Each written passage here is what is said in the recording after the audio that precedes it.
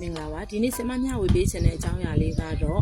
အပူဒဏ်အန်ဒီရယ်နဲ့ပတ်သက်တဲ့အကြောင်းအရာလေးပေါ့နော်ဒီရာသီမှာဆိုလို့ရှိရင်အပူဒဏ်ကိုလူတိုင်းခံရတယ်ဒါပေမဲ့လည်းကလေးငယ်တွေကိုဝင်ဆောင်နေတဲ့အသက်ကြီးတဲ့လူတွေဟာဆိုလို့ရှိရင်ပို့ပြီးတော့မှအထူးသဖြင့်ပုံမှန်လူတွေနဲ့စားလို့ရှိရင်ပို့ပြီးတော့မှအဲ့ဒီဒဏ်ကိုခံရပါတယ်အဲ့ဒီခံရတဲ့၃မျိုး၃စားထဲမှာမှကလေးငယ်တွေဆိုလို့ရှိရင်လည်းရှိနေတဲ့လူကြီးမိဘတွေကဂရုစိုက်ပြီးတော့မှထားနိုင်ရင်နည်းနည်းလေးအေးချမ်းလေးနေလို့ရတယ်သူတို့ရဲ့ကျန်းမာရေးကိုကောင်းအောင်ဆောင်ရှောက်လို့ရတယ်အသက်ကြီးတဲ့လူတွေဆိုရင်လည်းဒီလိုပဲ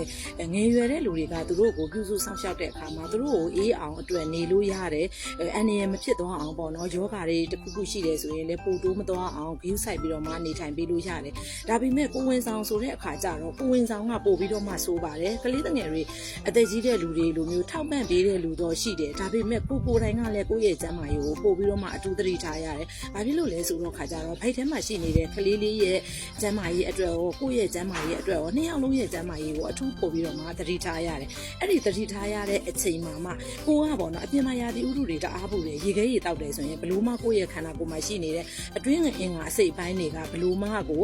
နေထိုင်ဖို့အတွက်ပုံမှန်မဖြစ်နိုင်ဘူးအဲ့ဒီတော့ရေခဲရေတောက်တာကိုလုံးဝရှောင်ကျဉ်ရမယ်ပြီးရင်လျှက်စစ်မီးမရှိတဲ့အရက်မှာအကယ်၍နေတဲ့လူတွေဆိုလို့ရှိရင်မိမိရဲ့ပတ်ဝန်းကျင်မှာရှိနေတဲ့အရာဝတ္ထုတွေကပေါ့နော်လေဘူးတွေတိုက်မလာအောင်အတွက်ကိုကပေါ့ရေချောင်းထောင်ပြီးတော့မှနေတာတို့ပြီးလို့ရှိရင်ဆောင်းတို့အဝတ်တို့ပေါ့နော်ထူထဲကိုရေဆိုအောင်ဆွတ်ပြီးတော့မှတန်းနေမှာတင်ထားတယ်ကိုအိမ်ထဲကိုဖြတ်ပြီးတော့မှတိုက်လာတဲ့လေကိုအဲ့ဒီအဆိုတက်ကနေဝင်လာအောင်အတွက်သတိထားပြီးတော့မှ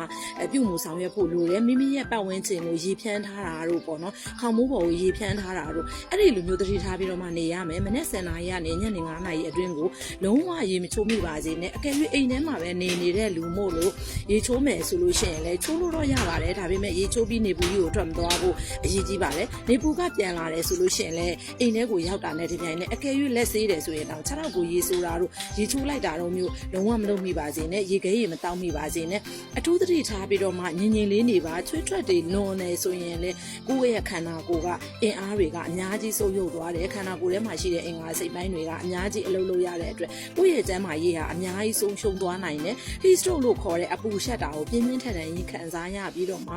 ကလေးအတွက်ကောအမေရောအတွက်ကောနောက်ဆက်တွဲပြဿနာတွေအများကြီးကိုဖြစ်နိုင်တဲ့အတွက်အပူဒဏ်နဲ့ပတ်သက်တာတွေကို